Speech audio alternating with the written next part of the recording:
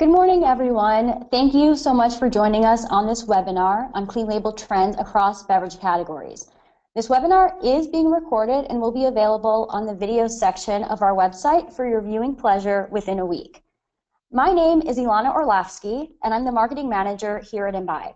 Imbibe is a beverage development company right outside of Chicago, and because we formulate all different types of beverages, including teas, coffees, dairy and dairy alternatives, protein beverages, CSDs, and more, we are beverage experts. We design and sell the custom ingredients and custom flavors that go into the hundreds of beverages we develop annually. Though our main focus at Imbibe is product development and formulation, we also provide critical insights, trends, and new innovations that influence the projects that we work on. We work on a lot of different applications for many types of clients, both in food service and retail, so we are fortunate enough to witness change in real time before it hits the consumer marketplace. One change that we have noticed in the past few years is that clean label has become so pervasive and is a major priority of our clients. Almost all of our current projects involve us collaborating to help our clients make the transition to cleaner label products.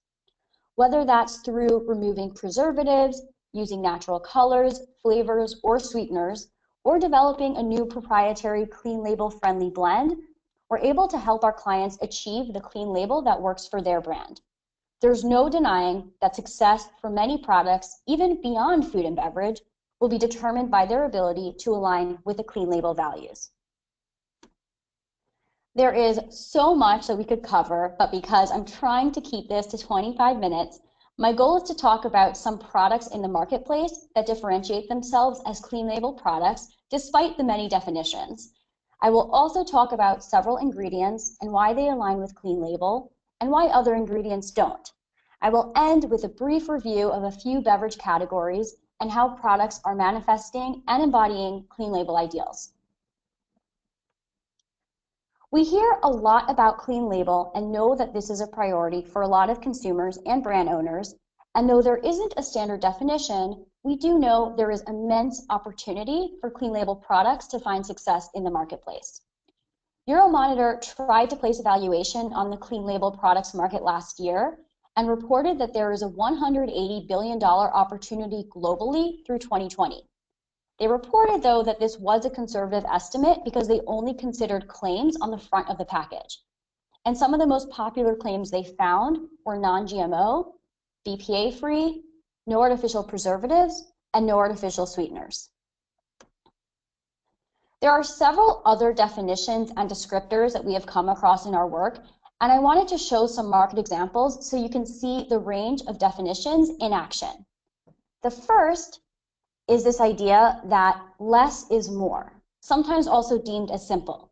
We see shorter ingredient statements and ingredients that we can pronounce. The ingredient statements of these four beverages in this category are listed below the products, and you can see they all adhere to this idea that less is more. The second section, or another definition, is no artificial ingredients or the exclusion of ingredients. And this is communicated in a variety of ways. The first product, Hint Kick, water with a bit of caffeine and cayenne, lists all of the ingredients and allergens not included in this product on their back label. Spindrift takes a different approach by highlighting the few ingredients that are in it. And they actually just announced last month that they are discontinuing their line of soda and removing natural flavor from their products in an effort to become even cleaner. I also wanted to call out Aquaball, this vitamin-infused sweetened children's beverage. They recently went through a reformulation to remove sugar and preservatives in an effort to have a cleaner label and be positioned as better for you, or better for kids. The third section of products are those that include free-from claims or certifications. Free-from claims include many attributes that may elicit sensitivities, like dairy-free, soy-free, sugar-free, or fat-free, though the last two are not as strongly associated with clean label products. Popular certifications include organic, kosher, and gluten-free.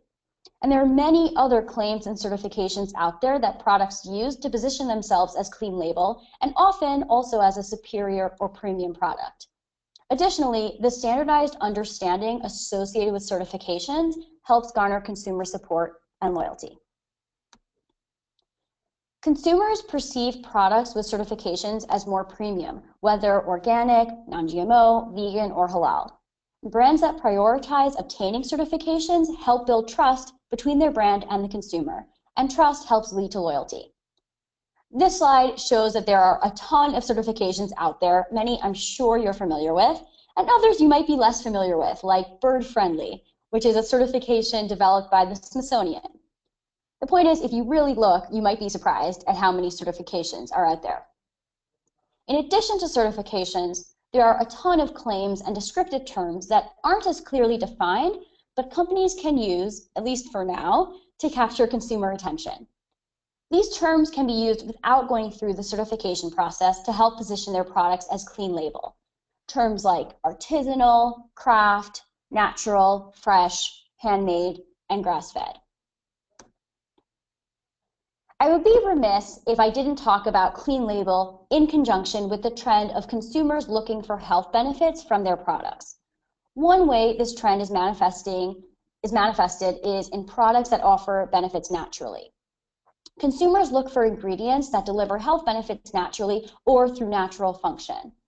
Now, we define natural function as a benefit that comes from an ingredient or a process inherent to that ingredient or process. For example, the omega-3s in chia seeds, the anti-inflammatory properties of turmeric, or the probiotics that exist as a byproduct of fermentation. Ultimately, consumers want ingredients and products that allow them to achieve their nutritional goals, be permissibly indulgent, and also help them find balance. Products that deliver some type of auxiliary health benefit to the consumer are the future of food and beverage. We know that consumers demand function since a compound annual growth rate, or CAGR, of 7.8% is expected through 2020 for value-added food and beverage. Some of the top functions that consumers demand are energy, digestive health, and cognitive function. And now more than ever, consumers want these functions through natural means when possible. When asked in a survey from Mintel, 30% of consumers on average said they'd like to see their beverage have an energy claim. But with the clean label influence, the types of energy drinks and claims we're seeing are changing. We're seeing an increase in the use of ingredients that offer benefits in addition to caffeine or that deliver caffeine naturally, like guayusa, yerba mate, and matcha. We see claims like long-lasting energy, revitalizing energy, better energy, clean energy, and of course, organic energy. Demand for products offering digestive health benefits is significant across food and beverage categories. 70% of the immune system is housed in the GI tract, so efforts to have a healthier gut can have a significant impact on overall wellness. 70% of consumers are familiar with the term probiotic and relate the term to a health benefit, and both probiotics and vinegars are common in products that make digestive health claims. The last health benefit I wanted to mention is cognitive function. This is a growing concern amongst consumers, many of whom have a personal story, since 1 in 9 people aged 65 and older are affected by Alzheimer's disease. Some cognitive health ingredients definitely fall in the clean label bucket. Ingredients like antioxidants, B vitamins, and matcha, which is rich in an amino acid associated with learning and memory, L-theanine.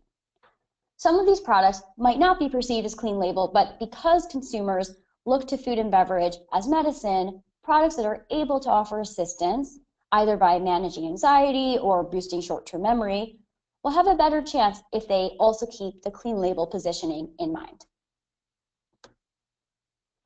So now that we've seen how clean label manifests itself in the marketplace and what consumers are after, I wanted to call out a few food tribes that influence nutritional profiles, product claims, and new products.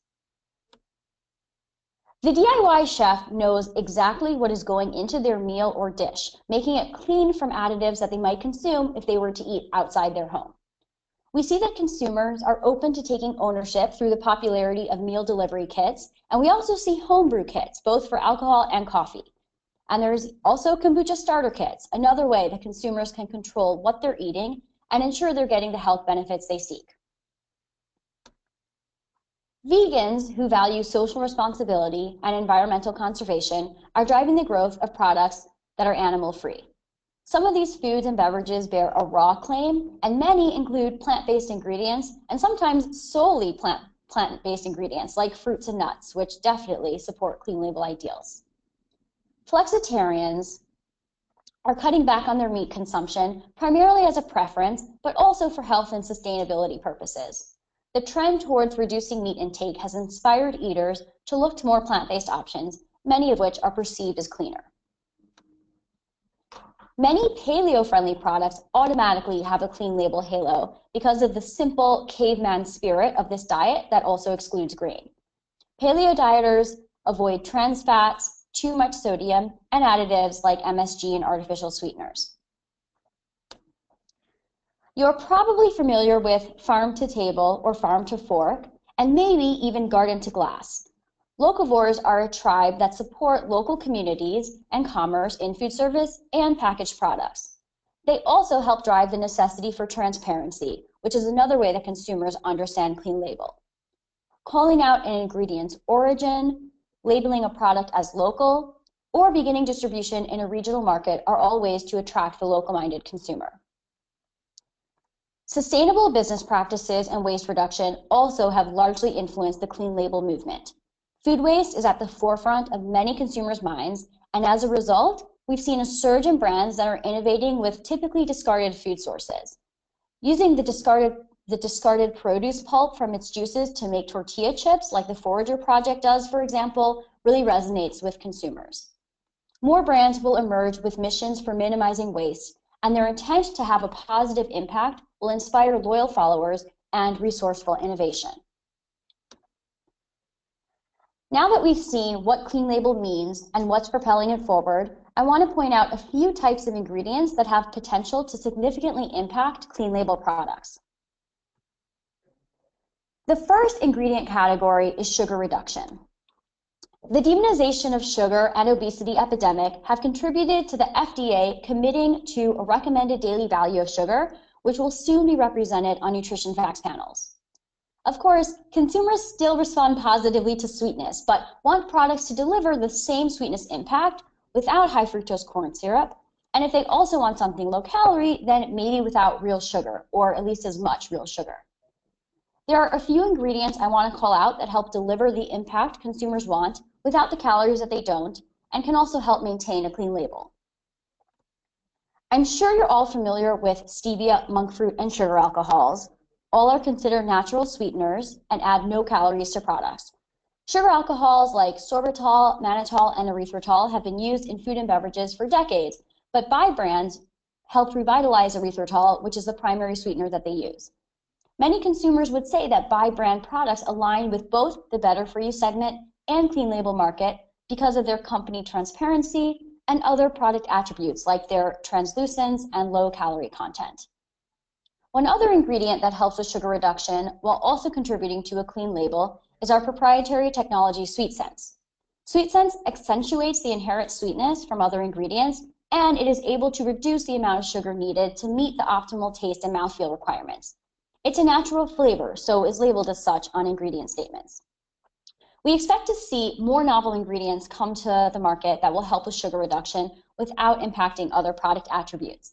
And it'll be really interesting to watch companies propel innovation forward as new technologies and research come into play. The next ingredient category are those that provide natural function. Now, I know I talked about this a bit already, so I just want to share a few ingredients that should be on your radar for the benefits associated with them, because we're seeing them pop up in more and more products.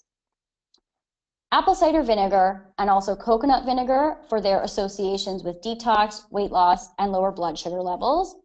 Jackfruit, which has seeds rich in vitamin A and vitamin C. It's also high in fiber and can be used in sweet and savory products.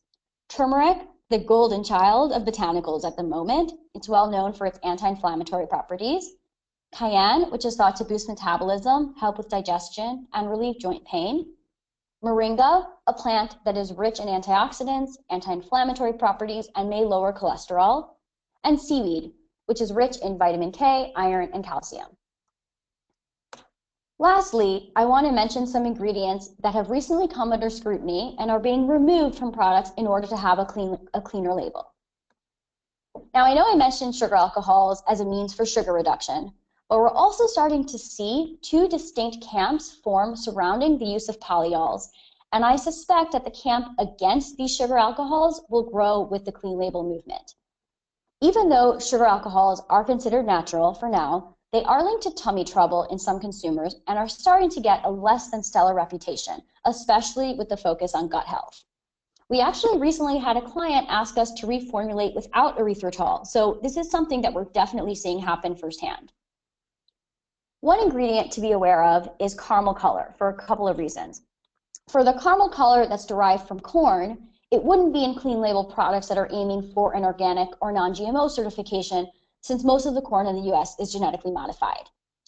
Additionally, caramel color may contain a potentially carcinogenic chemical, so alternatives for brown and tan coloring would be ideal for products looking to achieve a clean label.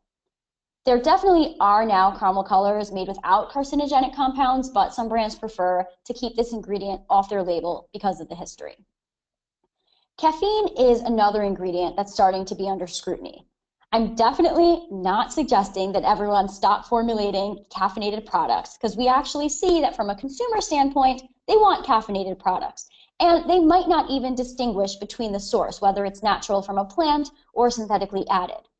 Still, we are seeing an increase in the number of brands using natural caffeine sources like green tea extract, guayusa, guarana, and yerba mate, because consumers are becoming more aware of ingredients that deliver benefits naturally.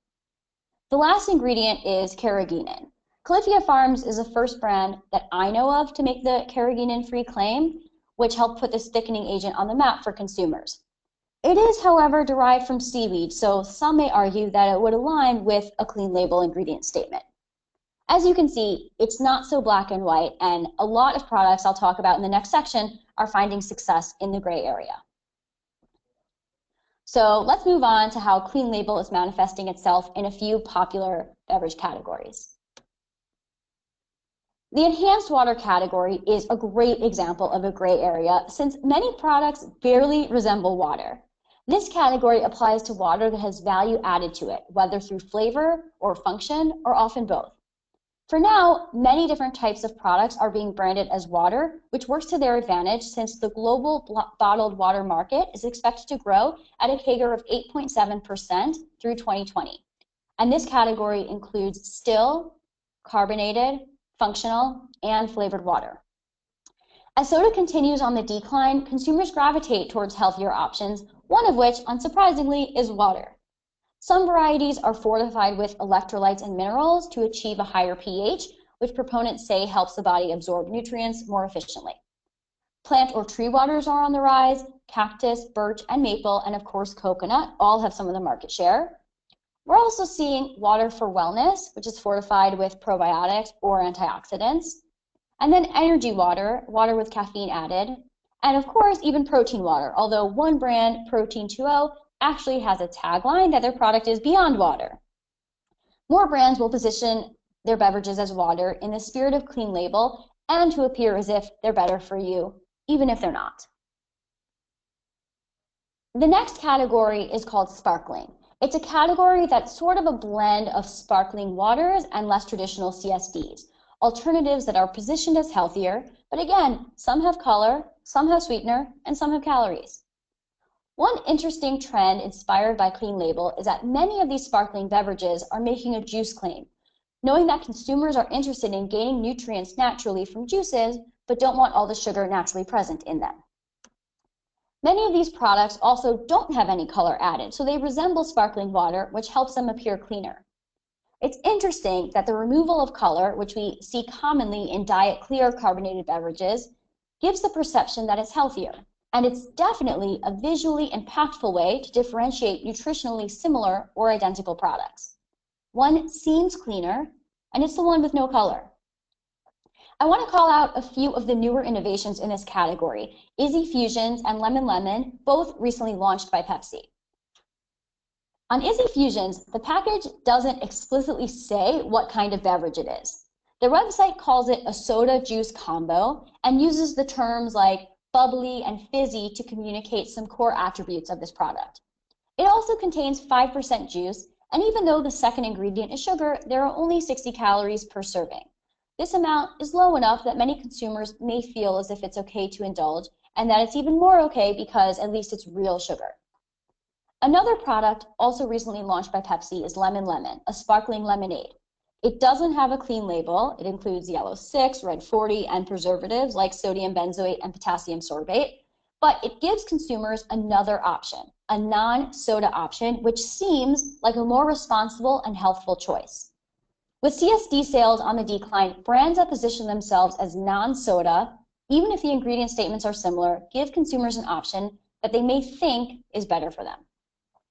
It's also important to keep in mind that it's hard to categorize these beverages. Some may be counted in sparkling water, some might be considered CSDs, so it's really hard to know the valuation of the market.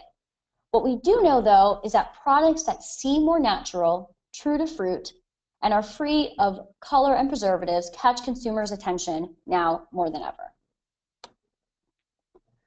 While U.S. milk sales are on the decline, there are opportunities for growth within the dairy industry, especially if they qualify as better for you or nutrient dense. The global drinkable yogurt market, for example, is expected to grow by $13 billion through 2020, which mimics the growth we've seen, a 62% increase in sales to $893 million between 2011 and 2016. Over half of drinkable yogurt launches feature a digestive health claim. And we know natural function supports the clean label craze. We are seeing claims become more common on dairy products. Claims like antibiotic-free, sometimes even the hormones RBST or RBGH are even called out. Some believe that these hormones increase the disease rate in cows and that they have been linked to increased rates in certain cancers in humans. So there are many advocates and organizations against the use of antibiotics and hormones in cows. You also are likely familiar with grass-fed. This term definitely gives products a premium feel and a cleaner label, and some say that dairy from grass-fed animals is higher in certain nutrients like omega-3s, vitamin E, and CLA. We see that all-natural claim on dairy, which gives consumers the perception that a product has a cleaner label, though we know natural is not easily defined in the food and beverage industry. We do see the impact of a clearly defined term, organic, which contributed to 9% of all milk sales from 2016. Even though the plant-based milk alternatives category has also been seeing significant growth, dairy isn't completely at a disadvantage, especially if products incorporate the claims and certifications that consumers expect on clean label products. The last beverage category I want to talk about is a subset of plant-based beverages, which is non-dairy milk alternatives. According to the Nutrition Business Journal, 36% of consumers prefer plant-based milks, which has contributed to the growth of the plant-based food and beverage market.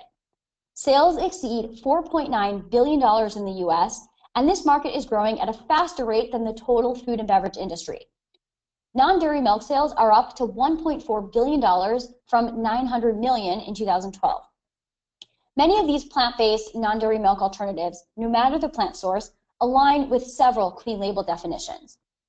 Some have very short ingredient statements. Milk, for example, their maple pecan milk contains the following organic ingredients: pecans, maple syrup, vanilla, and then also Himalayan salt and filtered water. And then, of course, there are the inherent benefits in nuts, which range from protein to omega-3s, vitamin E, vitamin B, and fiber, depending on the amount and type of nut. The types of nuts used and formulations vary widely in the plant-based space. Almond milk has taken the lead, but there is definitely room for pecans, pistachios, cashews, tiger nuts, and macadamia nuts to capture some of the market share. There are also certain terms found on many of these products that help reinforce their natural positioning. Words like pure, clean, real, paleo, vegan, and plant-powered. These words make consumers feel confident in their choices, that they're choosing something real, and that will in turn help them feel physically better. In addition to the clean label ethos that many of these products embody, there is also an appeal in the novelty of them, especially as innovation continues. As brands innovate to develop exotic flavor combinations, introduce healthful ingredients in novel applications, and build consumer loyalty, we should remember that the definitions of clean label continue to evolve, and they actually vary across generations. In a recent study put out by CNR Research, they noted that the following different concerns from food and beverage products. Baby boomers are concerned about the amount of sugar, sodium levels, trans fats, artificial sweeteners, and high fructose corn syrup. Gen X, they're also concerned with the amount of sugar and trans fats, but also look for hormone-free and all-natural claims, while also prioritizing products that are on sale.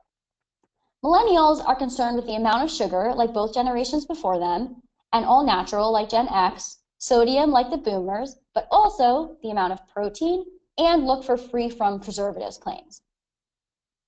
These are important to consider when deciding who your target audience is and how to make your product attributes align so that they resonate with the demographic you're after. We're about out of time, which is perfect because that's all the information that I prepared for you today to share with you on clean label trends. You can definitely reach out to me if you have any questions, and also rewatch it on our website once it's posted. Additionally, I'd encourage anyone working on a beverage project to reach out to Imbibe. Our team has a lot of experience helping brands transition to clean label while maintaining a great tasting product, and we'd love to work with you. Thanks again.